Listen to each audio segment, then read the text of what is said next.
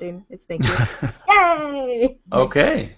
Hi everybody. Sorry for the tech delay. I got my computer back. If you've been watching the last few weeks, I've been like sulking in George's office because I had no computer for a while. But my computer is back and properly freaking out. But we're live. We're going. So welcome to this week's Learning Space. Thanks for hanging in there with us. Remember, if you are watching, if you could share the YouTube link where you're watching right now.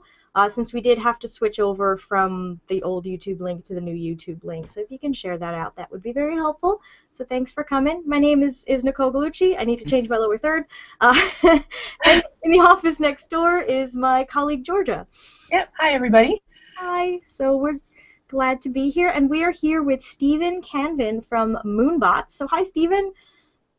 Hi. Hi. Welcome. Welcome to our mad show. So Thank you. Thanks for having me. So we wanted to talk a little bit about MoonBots, this really cool project getting kids involved in engineering design. So give us an overview of the MoonBots project. Right. So the MoonBots project is an educational outreach program as an offset from the Google Lunar XPrize, created together with the XPrize Foundation, or by the XPrize Foundation, where we're targeting children or students from age 9 to 17 all over the world to form teams and design, conceive, build and program robots to emulate the Google Lunar XPrize. So the name MoonBots, of course, is like a derivative. It's all about moon exploration. And when I say students, it could be you could do it like in classrooms, you could do it out of school, scouts, whomever can actually join and participate. Very cool. And the Google Lunar XPrize, for those who don't know, is an international competition for teams to put a privately funded rover on the moon. There's a $30 million prize purse to be won from. So we tried to emulate that, and we have like incentivized. We have a prize too for the kids to win, or prizes. Yeah, so our colleague Pamela Gay hosts the Google Lunar XPrize Hangout, which happens every 2 weeks, so you guys can hear from the adult teams who are working to put robots on the moon. But this kids aspect is really cool. How so the Google Lunar XPrize is a multi-year process. How do you kind of emulate that over the? Do you do a different contest every year? How does that work? How does that emulate the main challenge? Well, so we've been doing it 4 years. We started in 2010 and had we had a hiatus in 2013. But the general idea is to emulate what the Google Lunar XPrize is about, trying to have some of the same milestones of making your robot do the same thing, just with toy robots. We've been using Lego Mindstorms robots so far, so kids have been asked to learn to program it, design, come up with this. But we have made variances in the different years where we've been asking 1 year to focus heavily on showing us the design before they moved on and could actually move from face to face. We got 2 phases.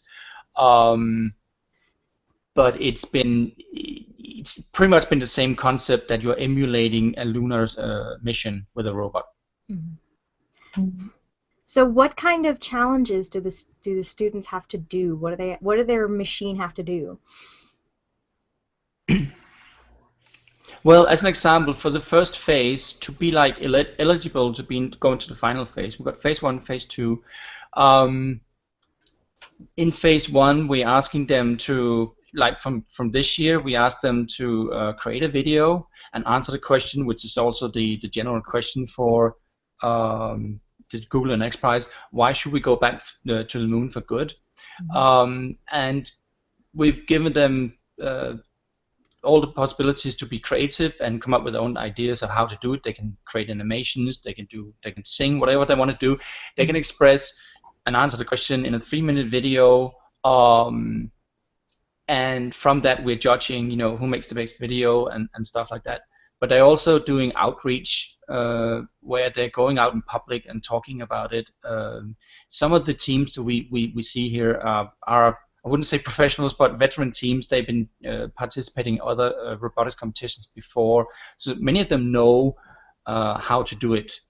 They have the experience, but we're also encouraging teams that haven't had any experience with robots or anything like that to get into the whole process of playing around with robots, learning about STEM, science, technology, engineering, and math, programming robots, because a lot of young people out there haven't tried that before, and also to get into the whole understanding of what it takes to go to the moon and to explore space. That's great. So if you have a team that's really new and they're new to robotics, are there any guidelines or resources where they can go to and get started to get into the competition? Absolutely. Well, we, through our website, moonbots.org, we've been trying to give them resources. We've been giving them inspiration. There are tons of videos made by former teams from past years. As administrator, we would answer emails or calls where people are asking about help. That we have an extensive rule set, but as it is, we have been trying to work on the rules to make it even more open and creative year by year. For the first year, we were like kind of dictating, saying you should make a play field based on the materials that we sent to you. You should make a play field. You have to do this, this, and this with this kind of scoring. This year we blew it open and said, make your own game design. You figure out what you want to make as a mission. But we have a few things we want you to do, like get a robot to go off a landing platform, like it would happen on the moon,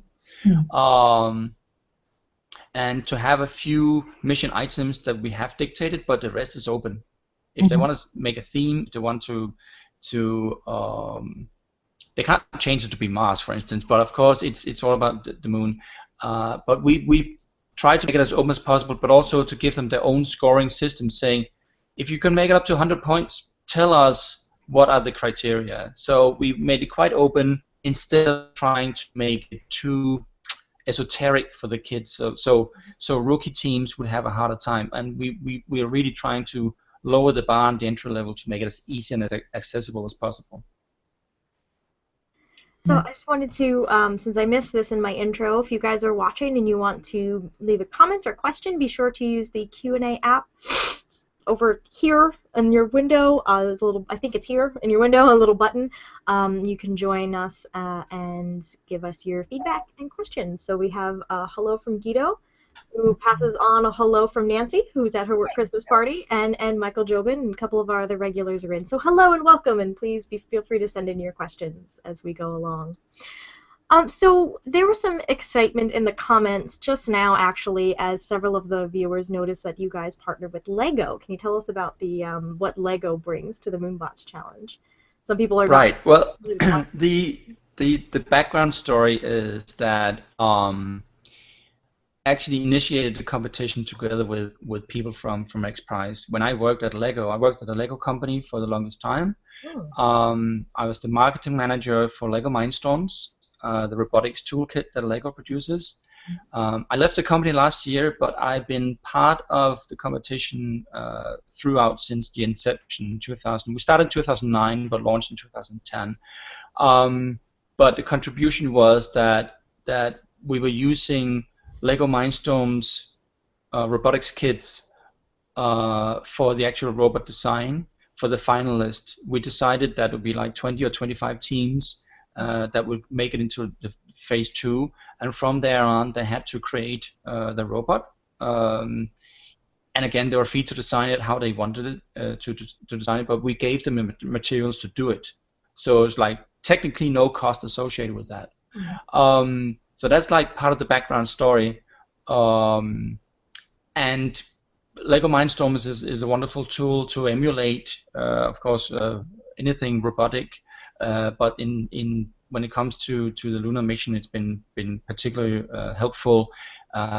First year we had a totally Lego landscape. It was all Lego plates, building plates, and everything was built out of Lego. And again, we opened up to make that even a little more easy. And we had in 2012, we opened up and said, build it out of anything you want. If you want to make it out of sand or cement, do that. But you will still get the Lego Mindstorms robotics kit to build your robot from. So again, we want to give them as much freedom as possible, and we do love to see rookie teams who have like zero experience with going into the deeper into space exploration and stuff. So they're learning a lot, which is really, really great. Yeah. Yeah, we What just have. about Oh, go ahead. I was just saying, what about the makeup of the teams? What kinds of teams do you have? If there's a range of age, or do you have more kids that are older participating versus younger, or are some of the groups actually mixed? And I was wondering if maybe that sometimes tends to work better versus a group of all people in the same age, or maybe not. So what kinds do you have?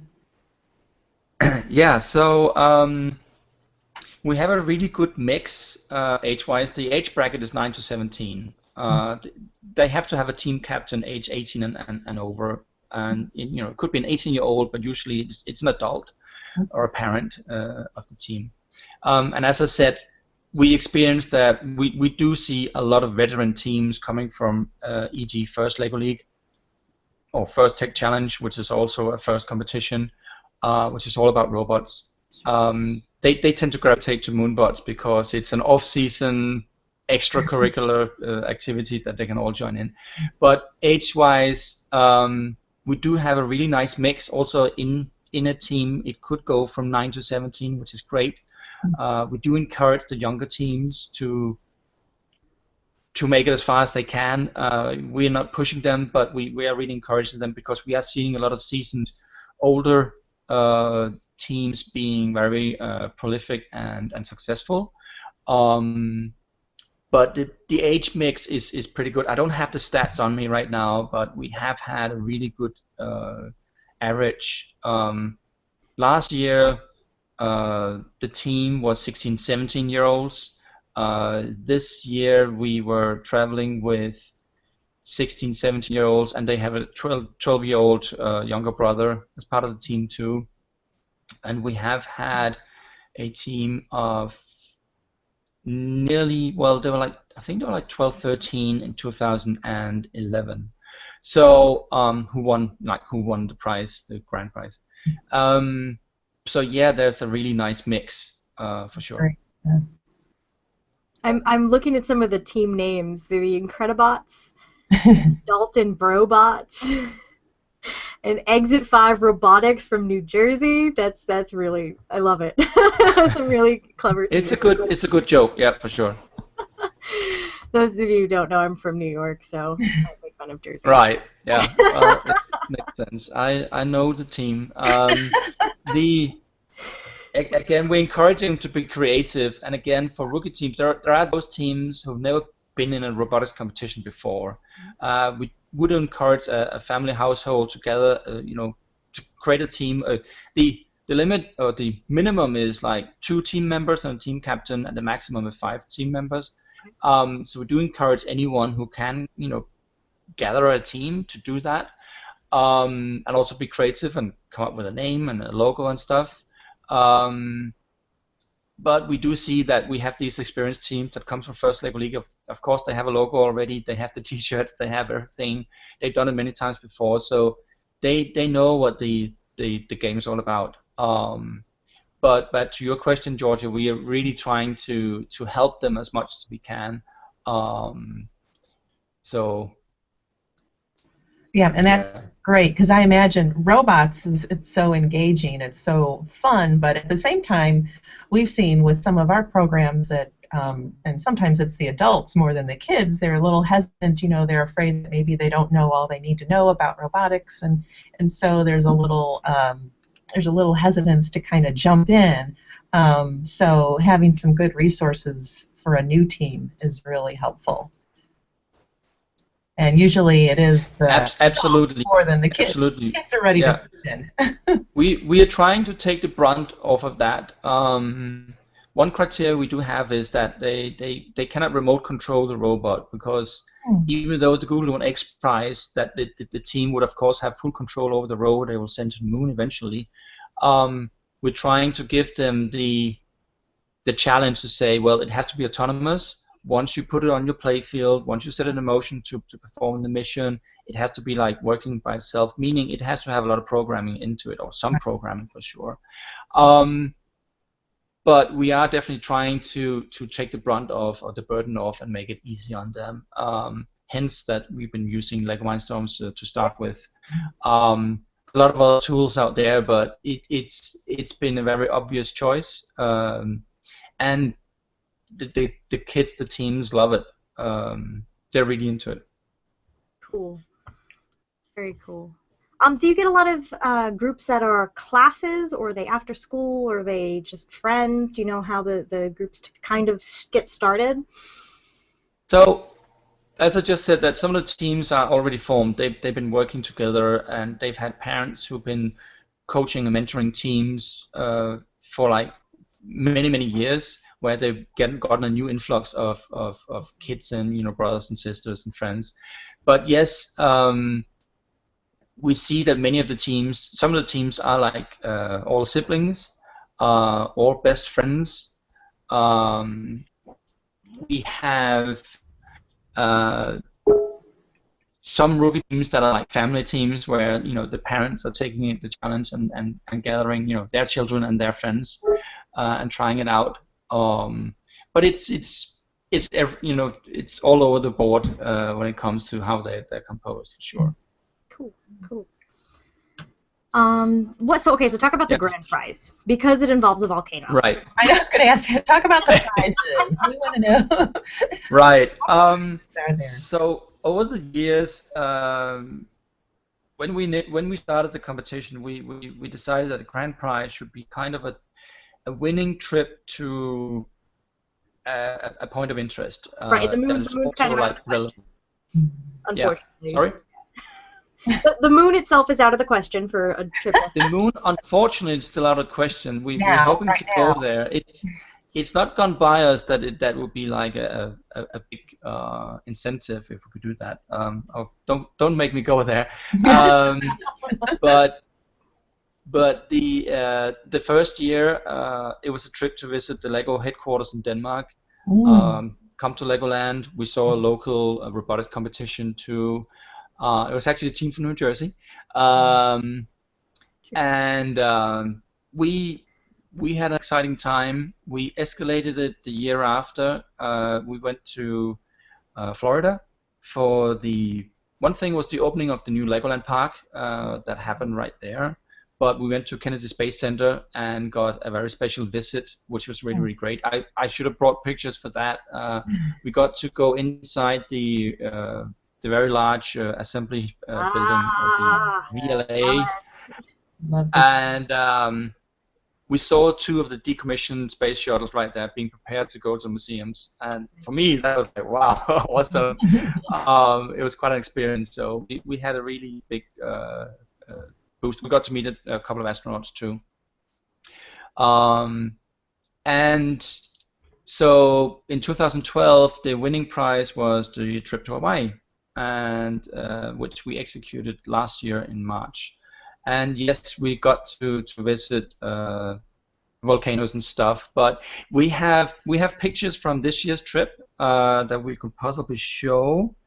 So is that something you can pull up, Nicole? Yep, I can do that if you just tell me. The one I called like Hawaii one. It's like a luau picture. Yep. Okay, let me get my screen sharing actually working. Let's see how that works. Yep. So here we go. Yeah, so that's the team, and me and my wife hosting the team and the kids at a luau, which was the first time we actually met in person. The next picture over would be the Hawaii 2, right under there. That looks super fun. Yeah. Right. So where they are. yeah. So well, we met on the big island of Hawaii, which is Hawaii, and where you have some of the biggest volcanoes in the world, Mauna Loa and Mauna Kea. And we went up to Mauna Kea where they have a visitor center for the astronomers who go all the way up to the top to the observatories. And we had actually come up with the idea that the kids or the team should try to emulate the real Google Lunar XPrize in one of the craters, because what you see in the picture is what is called the analog site, and it's the analog site because the area and the terrain and the composition of the soil is very much like what you'll see on the moon. Real rovers tested right there. I think only for lunar exploration, not for Mars explorations, but definitely that's the place to go to if you want to test your rover. And some of the Google Lunar XPrize teams have been there too. So the idea was, here you go, team. Here's $50 to buy some materials or find whatever you can in scrap dumpsters. We want dumpster diving. Build a lunar lander from the Apollo mission. We gave them a rover that was one of the prizes they actually won, a remote control rover. You can run through GPS, which is really, really cool. But to emulate the Google Lunar XPrize, to visit an Apollo site, to go 500 meters, and record videos, put a camera over, and just excited about that because we had a really good time there. Later on, we went further up the slope and visited the observatories, which was just awesome. So it's really exciting. The idea to actually test the rover was something we came up with like in the 11th hour. But the team took it in good spirit. It was really, really fun. As you can see, they're like elated. It's like they're on the moon. Yeah. Oh my gosh, that's cool. Oh, that's great. So so that was great. As part of that, we went up to see the observatories. I got a special exclusive view inside because normally normal public cannot go inside the observatories. It's only for the operators and the astronomers. So we got to do that, hear about their daily lives and business. Yeah, here's a close-up of, you can see the rocks because it was really, really windy up there. Problems you don't have. And that cardboard lander would fly away if it wasn't pinned down. But we had a lot of fun playing with that. We also got to visit, of course, some of the volcanoes, and they have some big craters or calderas, that is called calderas, and visited the U.S. Geological Survey Center. There's an observatory overlooking one of the calderas because it's smoking. It's actually active, which was kind of scary too because they have poisonous gases there. You can't walk into the caldera. You'll die. But we got an exclusive presentation from one of the guys there about the seismic activities and the volcano monitoring that they do 24/7. We also visited the Imelore Center for Astronomy in Hilo, which is in conjunction with the University of Hawaii, which was part of our hosts there in Hawaii. It was amazing. It was truly amazing, and very relevant because that's where Hawaii is one of the places where the Apollo astronauts actually trained. There's the Mars habitat on Mauna Loa where people are actually training how to be isolated for months on end to go to Mars. So it was exciting and very relevant. Very cool. We have a couple of questions. Sylvan Westby is asking about how do teams get funded? For example, are there teams with private funding? Do they come from public schools? Does it matter since you're sending them the kits if they're a finalist? Exactly. So from the inception, we did that it should be like no purchase necessary experience. We wouldn't put the burden on teams to dole out money to actually participate. It doesn't cost anything to participate. It's all free. But the whole concept is that for the finalist teams, those who make it into the last phase will be given a free robotics set to work from. And of course, the other incentives are that there are these prizes. That's a grand prize of a trip to somewhere exciting in the world. You win other things. We've had registrations as prizes to the first competitions, Mm-hmm. and other tidbits. So again, I mentioned that some teams are already seasoned teams who've been working in the first competitions, for instance, and other types of robotics competitions. They in turn have an experience with what's it called, doing fundraising, because it's necessary for them to keep their teams going. It's not something that we do with from MoonBots, because we do want to see rookie teams who have no experience. They don't need to put any money into it if they thought it was. We have that question all the time, if there's a fee to actually enter, but it's free. So I hope that answers the question. Yeah. Is that taken into consideration when you're looking for finalists as well? No. We're judging all the submissions and the activities that they've gone through in phase one, and it's primarily based on that. You don't know anything about them really. You're just judging it on the submissions. And we're also judging on various open criteria like creativity, and what imagination they put into it, what effort they put into it. There are a lot of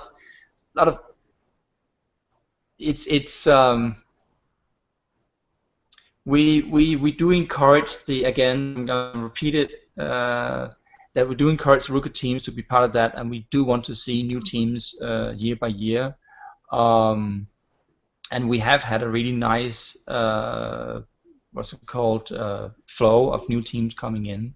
And I truly, and I've said that again when I worked with the partners at Google and the XPrize Foundation when we started this, and said I would really want to see those teams who have no experience join, because they should have that opportunity. Because we know there are a lot of veteran teams out there, and we've seen that. I really get a kick out of seeing a team that says, we had never heard about Lego Mindstorms before, we never heard about MoonBots, we're new to this, but we want to be part of it. Cool. Guido Bibra, first of all, is very sad. There doesn't seem to be a lot of teams in Germany where he is. So, Guido, go out and inspire kids. That's our task to you. Exactly. Yeah, exactly. I actually have, as one of the pictures I sent you, I shared with you, Nicole, as one I call Map of the Teams. It's a Google map that we have on the website. And I think if we look at that, we can kind of see where the spread is. I don't have that, but I can. I think it looks like a screenshot of the website. Yeah, I don't see that, but I can okay. share the website. So.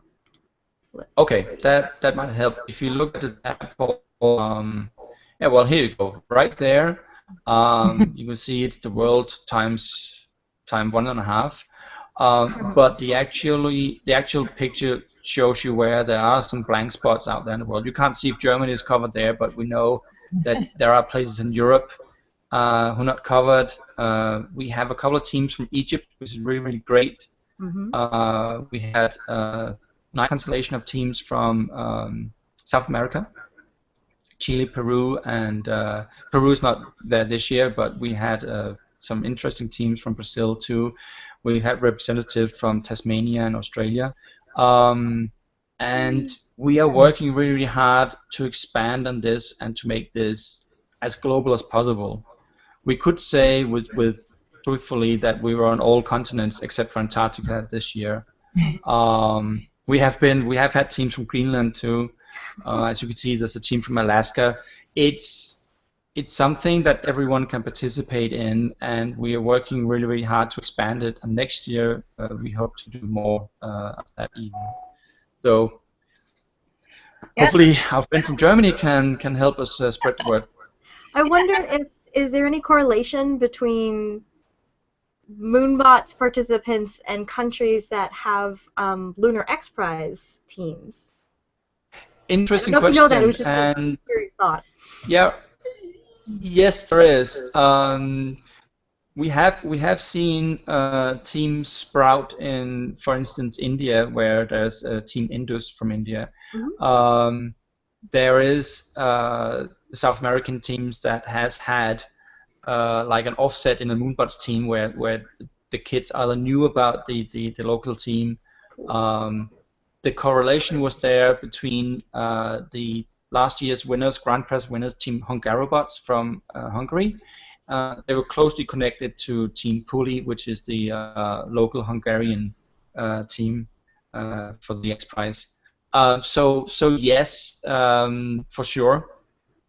But in general, I would say that many teams have, like, we have, as you can see from the map, there is like prevalence or dominance in North America, and especially in the US, primarily because there's also a majority of First Lego League and First Tech Challenge teams, and also because we are partnering with First. They are spreading the word because they see this as a very interesting off-season activity for the teams. So in case, for those who don't know, First Robotics is another type of robotics competition. I'm not as familiar with that one, but I've seen some of the teams that work at a maker fair we were at a few months ago, and they're like these robots throwing these gigantic balls around. I don't know if that's a typical First competition, but that's another type of robotics competition that's pretty popular. Absolutely. Yeah. It was terrifying and awesome to see because they were pretty big. Robots are awesome. Robots are awesome. Yeah. So yeah. Guido also wants to know, has LEGO ever considered making models of the prize winners into official sets? Maybe you could tell us a little bit about the sets and how the Mindstorm sets and how they work. So that is a good question, but no. We've left it open for teams to share whatever designs and concepts they wanted to share. It's not been like from when I represented LEGO. It's not been LEGO's business to try and, let's say, capitalize on that. So the LEGO Mindstorms kit is a all-in-one box kit where you get a microcontroller, you get sensors, you get motors for inputs and outputs. You get a lot of Lego Technic bricks, so you can, and wheels and gears, so you can actually build a robot. You get the software comes for free, so you can program your robot and do whatever you want. And it's been around for 16 years now, so I should know. I've been there as long. So it's been very successful in letting kids of all ages create whatever kind of robots they want, and there's been amazing robots made. Lego Mindstorms robots have been in space, in the space station, and the stuff. So like no limits to what you can do, but to Guido's question, it's not something that's been like an urge to do that. Okay. Tell us a little about the programming that's involved with the Mindstorms, because I've played around a little bit, and I'm not a programmer at all, so it was fairly easy to start doing programming the way it's laid out in the Mindstorms kits. Maybe you can explain that a little. Yeah. So the software or the programming environment you get is a drag and drop graphical programming with what's called graphical blocks. So as you probably know, Georgia, or your experience with it is that you have different blocks that represent commands. You have variables. You can add your own math. You can make your robot do math and do measurements, of course, with the sensors. But also there are sensors built in, like in the motors. So if you want to measure distance, you can do it by rotations, degrees, and other variables and parameters. So it is targeted at 10-year-olds. So you and I should be able to Right. figure it out. There's also a lot of help, and there are tons of resources out there. I've been working with users of all ages when I worked at LEGO, and it was very inspirational because in the community around LEGO Mindstorms, there's a lot of self-governance where adults are teaching children and vice versa, where they are working with the graphical programming environment from LEGO, but sometimes they expand to go somewhere else, like text-based programming, because it's the next step for them, or the next natural evolution to move on to learn something a little more complex. Yeah, it's a great first step. It's a great introduction. Absolutely. Yeah. I just wanted to, we talked about this, but I wanted to go back to it, is the fact that they're not just remote controlled rovers, right? It's when you think of remote, oh, it's a rover, I can control it with my remote. You have to program it to be able to figure out what it's doing on its own, and I think that's a really key distinction between these Mindstorm kits and what you're asking in the MoonBots challenge versus like a remote control race car or helicopter. Do you want to talk a little bit about how that presents a challenge for the teams? Is hands off, it has to figure it out on its own. Absolutely. I think I would go back to the basic that somebody taught me in 98, 99 when I started at Lego working on Lego Mindstorms, where the philosophy was that if you wanted to like do a really basic teaching for a child about how to do programming, was try to be the robot yourself. Take pen and paper or pencil and paper, write down what it is you want to do. If you want to move from A to B, figure that out first. If you've got a motor with a set of wheels, figure out that you get both sets of wheels to go in the right direction. So there is this very simple logical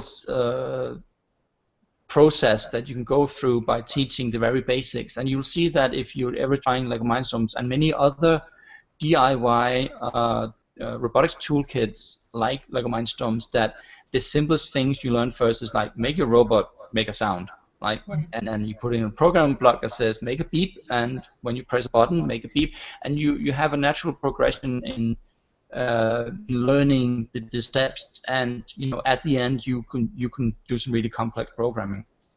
And because you can do that, because you can plan out how you want to go from A to C and come back to A,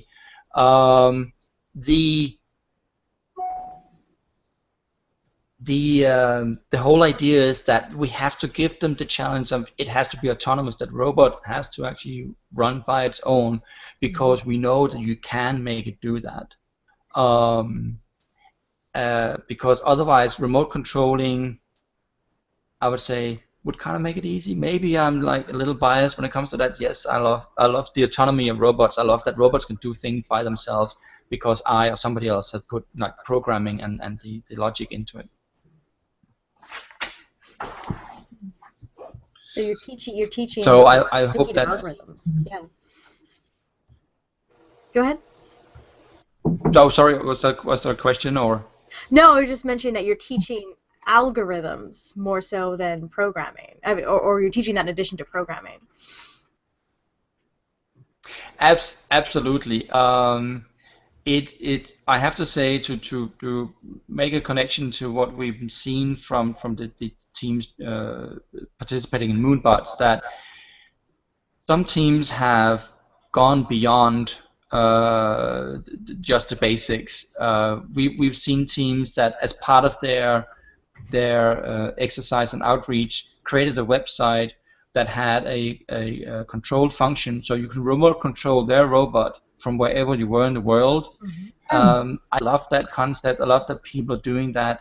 There are those who are breaking the mold, saying, well, there's this very simple software programming environment coming from Lego, but we want something more hardcore, like text-based programming. So yes, there is. We do see that we are aspiring to help the students out there learn more about programming, because it should not be scary. We should all have like a basic understanding of it, for sure.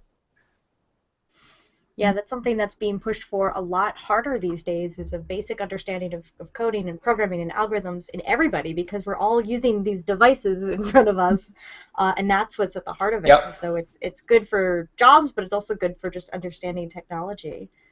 I wonder, Absolutely. our team here at CosmoQuest is a large percentage women. So we would ask the question if you see a lot of girls participating in these projects as well, and what kind of impact that might be. Yeah, I'm happy to say, I think if you pull up one of the pictures, I had 2 pictures called girls. Girls team. Yeah. and it's just to take my ugly mug off the screen. But this is Team Artemis Rising from Michigan. I love that name. And yeah, absolutely, it's great. They were part of the 25 top teams in the finals here. Right under that picture, we have the girls Robot Squad United from Tasmania, not Australia, Tasmania. And we again love to see all girls teams, because we know there is this understanding that it's not for girls. There is a bias. But what we've seen, that the composition of girls versus boys or males versus females in MoonBots is that this year we achieved in total 36% of the teams were girls, or not all girls, but composition was, there was like the 74% boys and 30% girls.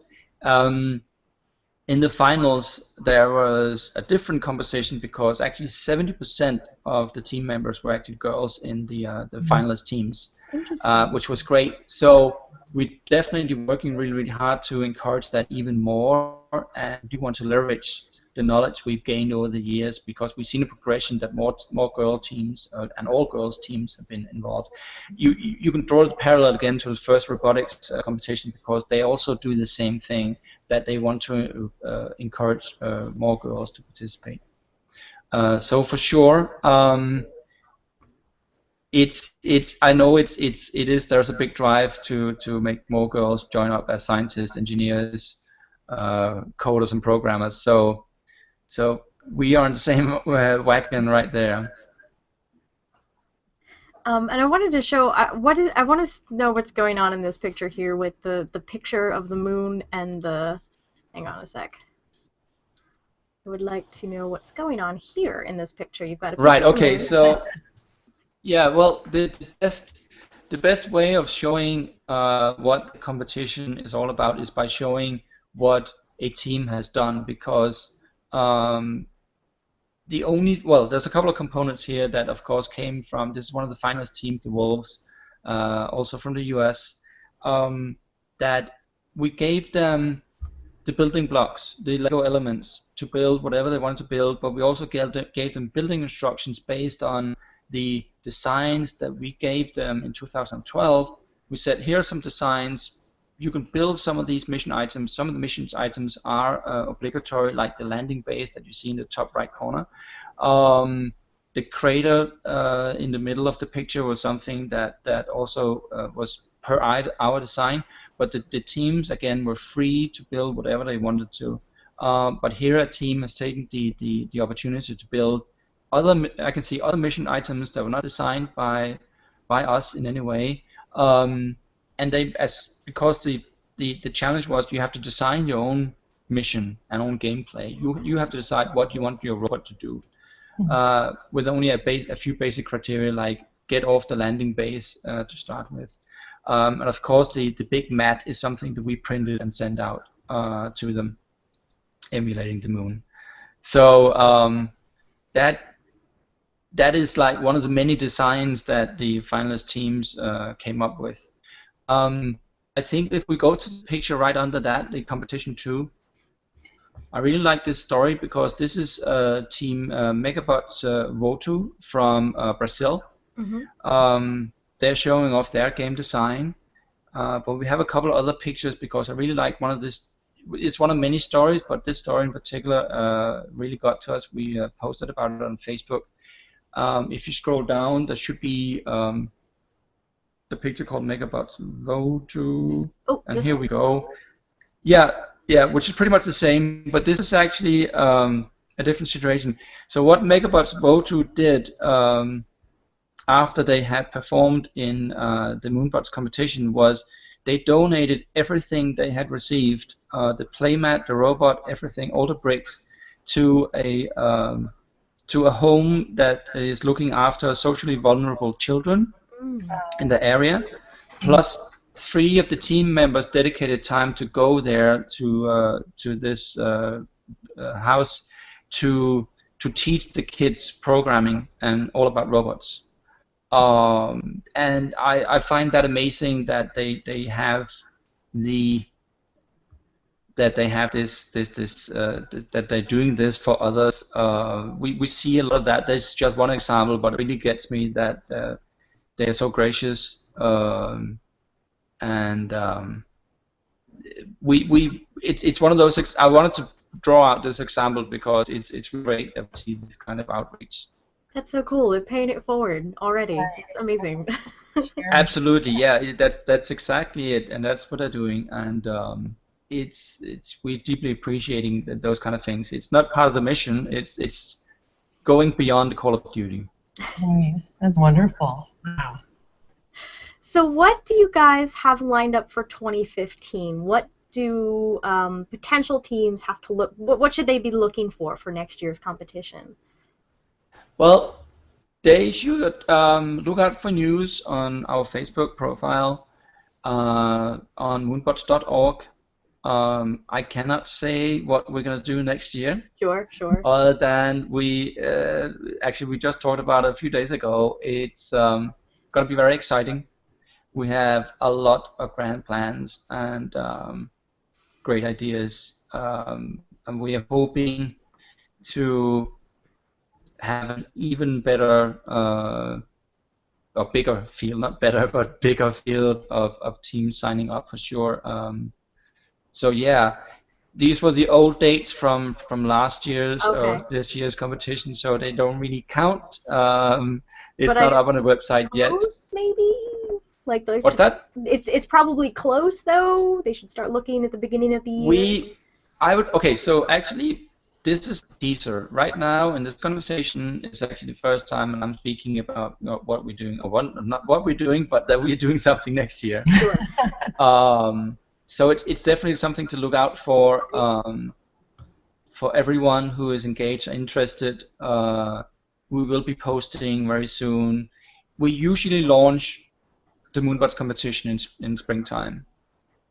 Okay. So we will soon be starting to talk about it for sure within the next few months. So subscribe to the Facebook for sure. Subscribe or like Absolutely. the Facebook we will be on Google+, Twitter, Facebook, and our website moonbots.org. And do you have any advice for new teams who will be thinking about their submissions? Any advice for them? I would encourage them to read about the Google Lunar XPrize to start with, because that's where it all originated from. And going backwards, I would encourage them to look at what other teams have done with many videos we see on YouTube. Some of the designs that they're presenting, possibly contacting teams, checking their websites and Facebook profiles, because many of them do have that. In general, start learning about lunar exploration, because there's a lot of activities happening around it right now. And I would say, don't be scared about learning about new things, because we're definitely trying to encourage them to just jump into it with an open mind and be excited about it, because we are focused on letting all these young people be as creative and imaginary as they can possibly be. So for adults like me who are too old, unfortunately, to enter the MoonBots XPrize, or sorry, the MoonBots competition, do you have advice for adults who might want to mentor a team or help a group near them? Absolutely. See, I worked with a lot of children and adults and adult users of Lego and Lego Mindstorms over many years. But I haven't had any experience in mentoring a robotics team ever, as such. I've only been in dialogue with them. But I would encourage you as an adult to take a backseat position and try to inspire the young ones to do their own research, to make new mistakes, to go through a trial and error process of trying to learn, and we've seen a lot of that in MoonBots, which is great. They're showing us the science and said all these things failed, and we found a solution. I would ask you to encourage them to not give up, and definitely also get very excited about it for sure, because it is indeed exciting to think to actually emulate putting a robot on the moon. So yeah. And I hope, without saying too much, that what we want to do next year will make it so much easier for everybody. Excellent. And more fun, more exciting.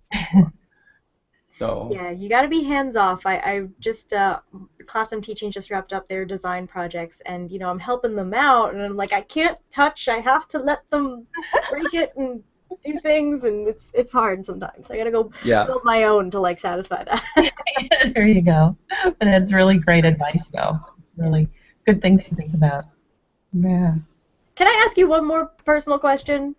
How awesome is it to work for Lego? Like. I had a dream job for 10 years. My first few days at Lego was being in paradise. Like everybody would go through that, because I started in the design department, and there are more Lego than you could possibly imagine. Lego bricks and models that never see the daylight because of personal projects for some of the designers. It is an awesome place, and a lot of fun for sure. And I would say I had the ultimate job because I worked with the robotics part, which was like the cool new thing back then when I started. It's still very cool, but I also have enjoyed that I've gotten to work with another passion, which is space exploration, and been trying some cool stuff as part of that. So I'm happy about it for sure. Awesome. Sorry, I had to ask that because that just seems. Sure. We all love Lego. My usual answer is that if we're getting paid in Lego, yeah, we're getting paid as much as you can eat. So yeah, for sure. So I just wanted to show the logo that you sent over with the website. So moonbots.org is the place to get all your information. Make sure you check them out on social media so you can get all the updates. Yeah. Yeah, I like your little robot guy. That's very cute. It's very Wall-E-esque. I know, searching for something on the moon. Yes. Okay, awesome. So thank you so much for joining us, and thank you everybody for sticking with us despite all the technology, beam technology. I know, but we don't give up either. It's all about persistence. Keep going. Right. For the most part. Yeah. So, as you guys may have seen in the comment thread, Learning Space is going to be changing and a little bit for 2015. One of the changes we're going to start with next week is I will not be broadcasting from my channel anymore. There's actually a Learning Space YouTube channel and Google Plus page. And so starting next week, I'll be using that. I did create events on the CosmoQuest page for the last few for this year, since that's where everyone's used to going. But we're going to be switching over to the Learning Space page and channel for good for 2015. We've got lots of stuff coming up for next year, which I will talk about on our Christmas Eve episode, where I will probably be wearing a Santa hat being silly. But next week, we'll have a real episode. We'll have Sarah Mitchell talking to us about family science at NASA. And then you've got the Weekly Space Hangout on Friday at noon Pacific, where Fraser Kane and crew will be wrapping up the space news for the week. I'm going to try and make it if my grading is done by then. And then Monday, Fraser and Pamela are continuing their Modern Women of Astronomy series. And then Tuesday, Pamela is hosting a Google Lunar XPrize Hangout with, I think, Team Italia. So check that out on Tuesday. It'll be in the newsletter that goes out tonight if you're subscribed to the CosmoQuest newsletter. And I think that's pretty much it. Do you guys have anything last minute to announce or inspirational anything? No, not from me. Thank you so much, Stephen, for joining us. Yeah, thank you for having me. Awesome. We'll see you guys next week. All right. All right then. Bye.